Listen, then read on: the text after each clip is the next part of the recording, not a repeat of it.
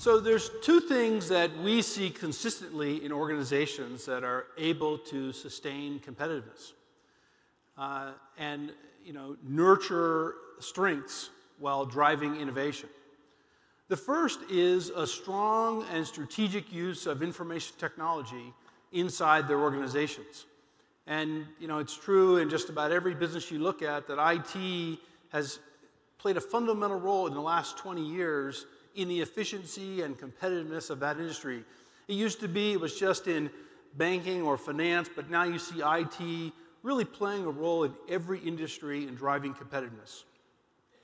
The second thing we see is a strong culture of entrepreneurialism and the use of knowledge capital and a risk tolerance, a risk acceptance, which I'll talk some more about in a few minutes.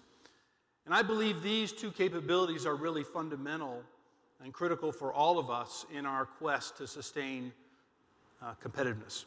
It's about enabling that efficiency, productivity, and value.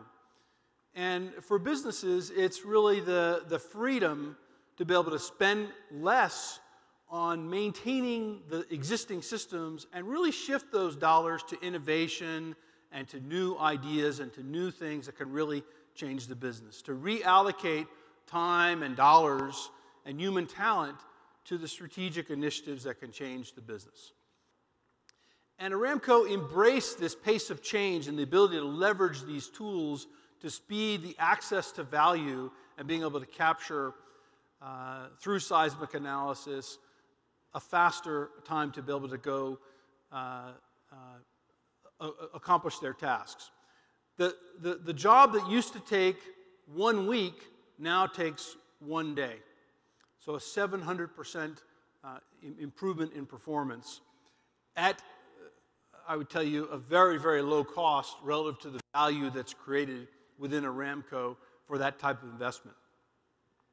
And in fact, the speed at which this data can be processed is only accelerating and improving. So it's a great example of competitive advantage for Aramco and for the economy in leveraging IT. Now, this focus on education really must start much earlier. It must start with our youngest students. And when I travel around the world, I often visit grade schools. And I see a big opportunity because there's a real need to make sure that our students have the 21st century skills that are going to be critical as they enter the workforce. And the countries that invest in education are much more likely to have the ability to bring competitive advantage and have competitive advantage. Kingdom is a great example of focusing on education as you are building 3,000 schools here, investing heavily with 40% of the population under the age of 14. There's an opportunity to build a very skilled labor pool in the next generation. 30,000 Saudis will graduate from universities in 2015, and we've been very pleased to work with the Ministry of Education to begin to address some of these opportunities. IT can help our young students be prepared for what lies ahead in the global economy. And I'm often asked, what makes a good idea? Well, a great place to start is to find a problem and go fix it really fast.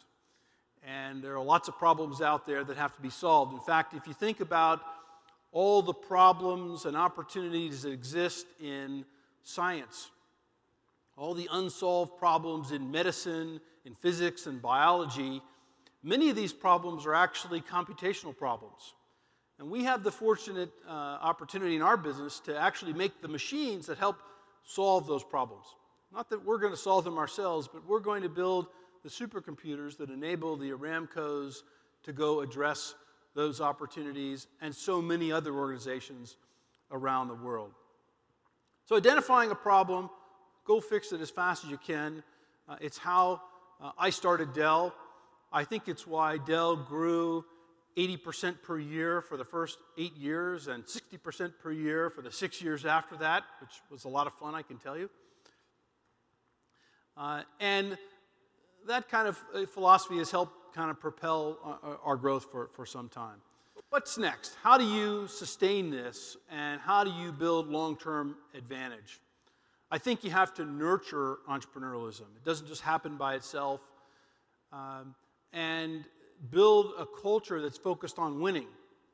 And this comes around an idea of focusing on risk tolerance, the acceptance of occasional failures. Now, it's very important to learn from mistakes. As long as you don't make the same mistake over and over again, you can be very successful. And to invest wisely, but also aggressively in new and innovative ideas.